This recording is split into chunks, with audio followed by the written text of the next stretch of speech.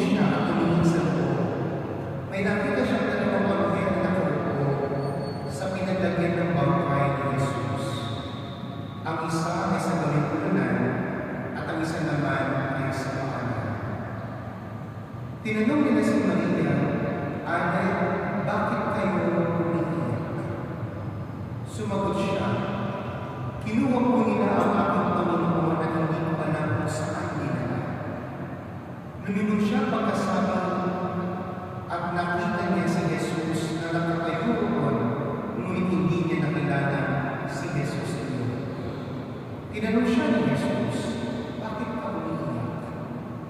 Sino ang hinahanap?" Akala ni Maria ay siya ang tagapagalaga ng halapanan. Kaya't sinabi niya, "Ginoo, kung kayo po ang pumunta sa Kanya, ituro ninyo sa akin kung saan ninyo dinala at kukunin ko." Maria, ani Jesus.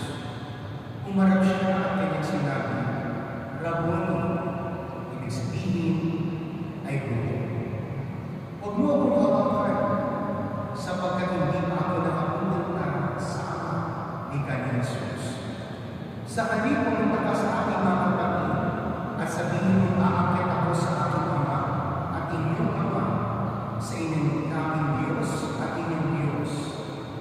Kaya si Maria Magdalena ay pumunta sa mga alagad at sinabi, "Nakita ko ang Panginoon." At tuloy sinabi sa kanila ang bilin ni Jesus. Mga kapatid, ang mabuting balita ng ating Panginoon. Pinupuri ka namin, Panginoon Yesu Cristo.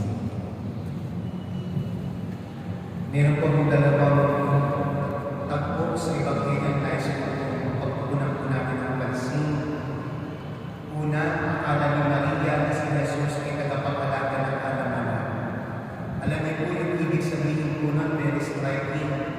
Tagapagalaga ng halamanan, ibig sabihin nasa garden.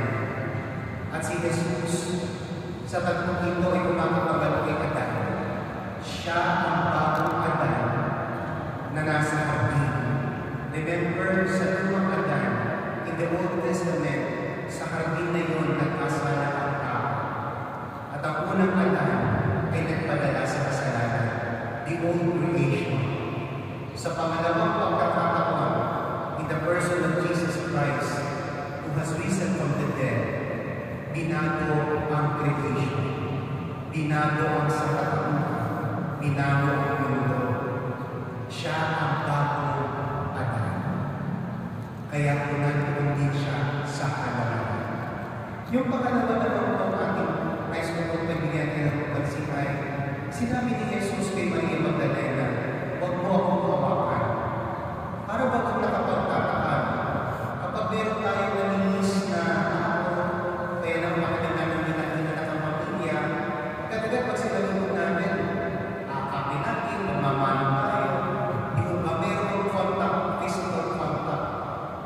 Pero si Jesus, hindi niya si Maria Magdalena, "Huwag mo akong hawakan." Suplado ba si Jesus?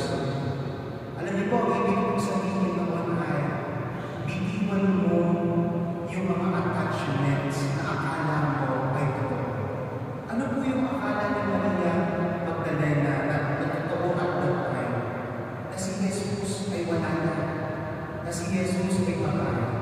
Nandun siya sa piling, nandun siya sa pagkalugmok sa kanyang kalungkutan.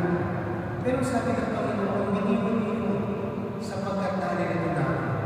Pero hindi naman kayo kakapit sa akin, ipahayag ninyo na muli ako nabuhay.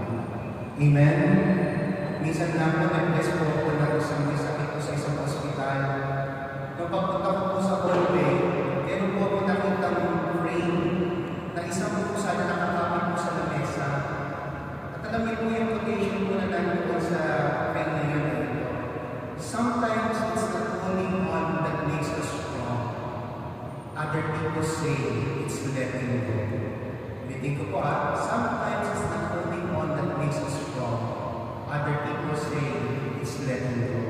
And nag-iisipan ko, bakit ito nasa loob ng hospital? Malinis sa hospital, napakadami namin warnings na yung buhay pa kaya ito kapag-anak ko, marireday pa kaya, gagaling pa kaya.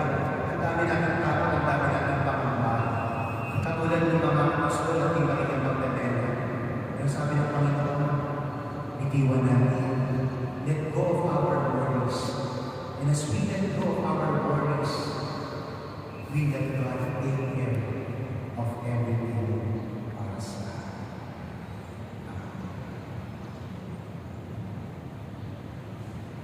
Tayo pinagsunod para po sa pag